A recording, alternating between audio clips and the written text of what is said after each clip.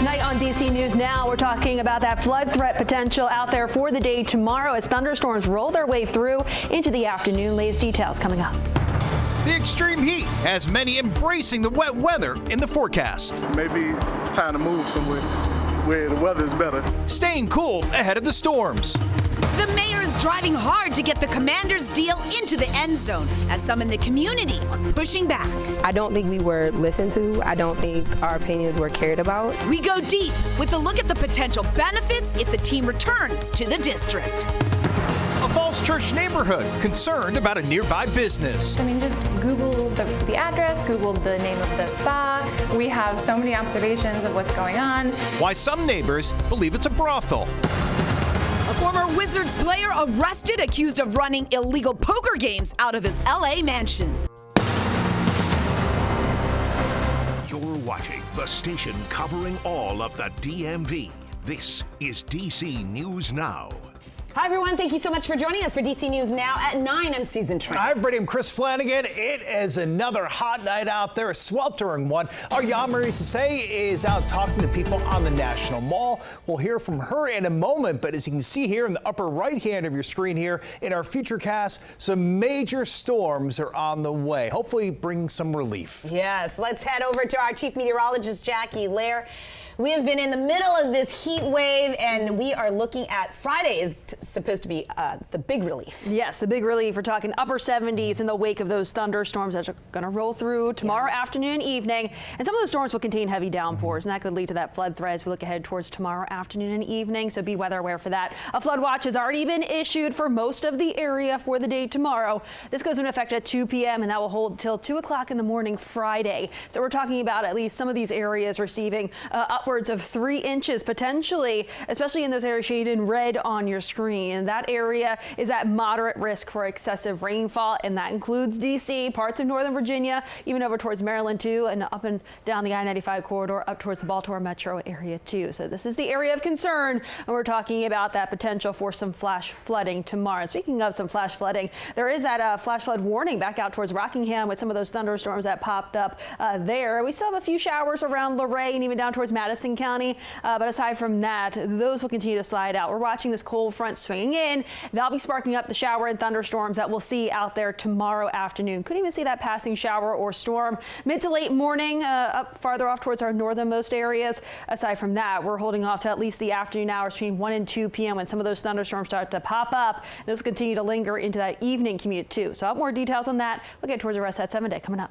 All right, Jackie, we'll see you then. We are wiping away the sweat on another hot, hazy, and humid night here in the district. Families outside doing their best to look for shade. Yeah, DC has been baking in the dangerous heat. There's also the air quality concerns and the 6th day of a heat wave. Yeah, so much happened. DC News Now's Yamari Sase live in Northwest, and yeah, people doing their best just to try to hold up outside.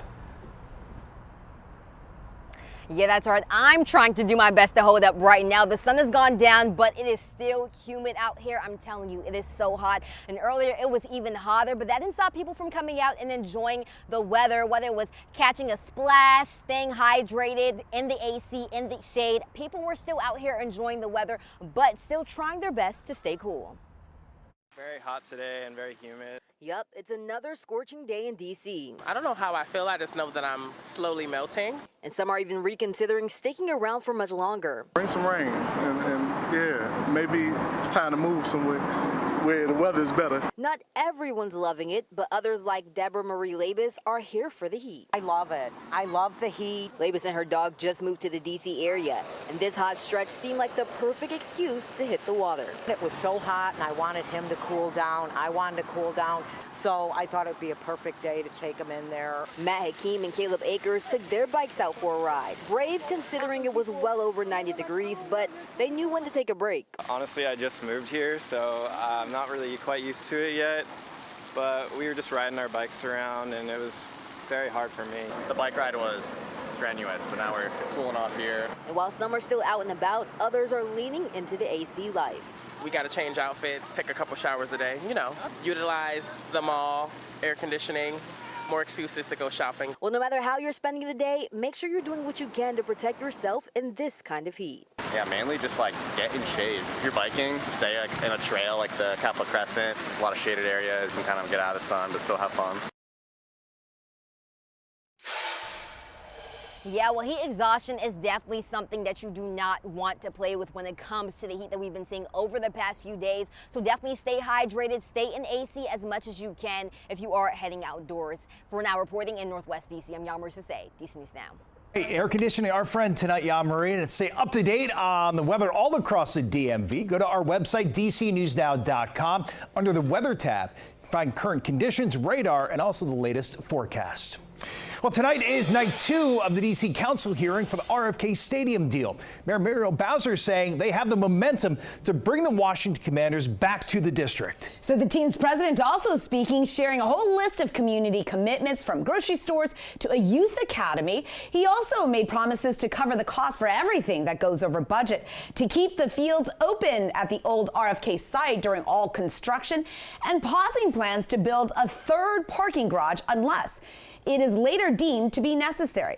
Now, many council members sharing their concerns for the overall project, including Councilmember Robert White, who's been really focused on making sure families in the area are not forced to move. Can you commit to working with us to create a housing preservation fund to keep nearby residents in place? I would first want to look at kind of our existing protections. All right, so keep in mind the council takes its first vote on the deal this coming Friday. Building a new 65,000-seat stadium at the old site right here in the district has a huge impact, especially for families in Ward 7. It's where the Commanders have focused much of their community commitments. It certainly is. DC News Now's Max Marcilla joining us live tonight in Ward 7. So, Max, did this news change the minds of many neighbors there? Well, Chris and Susan, it remains to be seen if it changed the mind of council members. That will be put to a vote on Friday. But as for people here, well, we spoke with one woman who you're about to hear from who says this didn't change anything. I'm a fan, but my love for them doesn't change my love for the city. And for Laren Gardner Holton, this is home. She's raising her family in the home her grandparents owned, but recently the city she loves has disappointed her. I don't think we were listened to. I don't think our opinions were cared about. She says her opposition to the massive deal to build a stadium and mixed-use development here in Ward 7 has nothing to do with the football. It's the transportation that has her a hard no. This is a serene and peaceful neighborhood. We haven't had to deal with the stadium traffic in years. And people who don't live around here have no idea how bad it was. It's terrible. Her opinion hasn't shifted even after news from the Commanders of new commitments on transit, including pausing the construction of a third parking garage to evaluate if it's needed, dispersing parking facilities around the RFK campus, and a parking plan that could include a new infill Metro Rail station. How many votes do you have? I have enough. There's optimism from the mayor that these new promises, which also include provisions on cost and the environment, will get the deal over the goal line. I think that the Commanders need to come back to D.C., and I think that it's going to do good for the neighborhood. Good news for those who are hopeful it could positively transform this often overlooked area. Hopefully it'll bring restaurants to the neighborhood, something that's needed that'll boost the economy here. That was our Max Marcilla reporting. New tonight, an emotional start to a 3-day NTSB hearing on the midair collision of that American Airlines plane and Army helicopter that ended up killing 67 people. Loved ones watching as investigators showed video of the Black Hawk from back in January as it flew above the altitude limit along the route. And they heard audio illustrating the crew never heard the tower say pass behind before colliding with the plane. Officials also sharing an animation showing where the helicopter and jet were before the collision. The board's final report is expected sometime next year. Well, developing now at 9, neighbors in one Northern Virginia community sharing their concerns about a spa operating near their homes. Their questions even prompting a criminal investigation. DC News Now's Ben Dennis dug through court documents and reports tonight from Falls Church. In this quiet neighborhood in Fairfax County, concerns linger about a business labeled as a spa at the end of the street.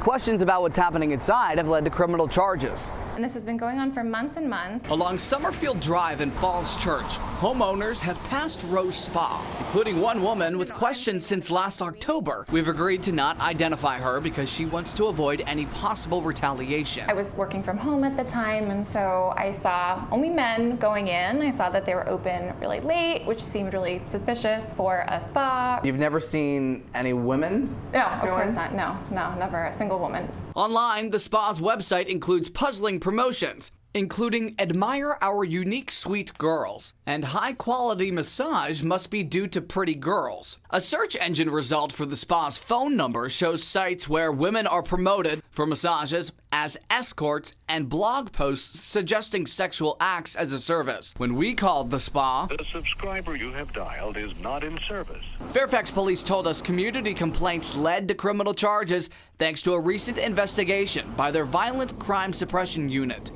L Health Center and Xiaoyang Li charged with 2 misdemeanors, including having a massage with no permit and living in a bawdy place. Virginia law says that's a designated space for lewdness, an agreement for lovers to meet, or for prostitution. In Virginia, when you see that bawdy place charge, what it typically is referring to is prostitution.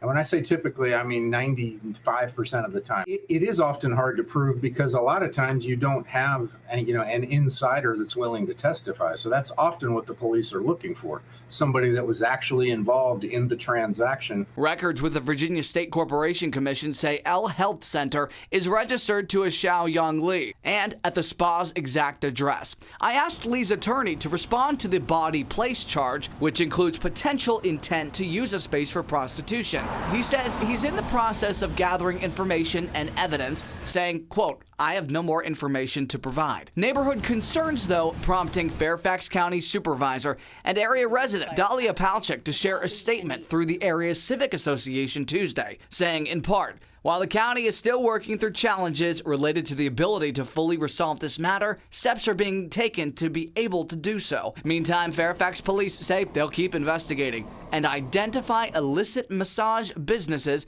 as part of their initiative. I really hope that, we're able to move forward with charges and that this illegal activity stops in our neighborhood. And from this quiet neighborhood over to the county courthouse, the apparent business owner is due in court mid-August to face these recent charges. In Fairfax County, Ben Dennis, back to you.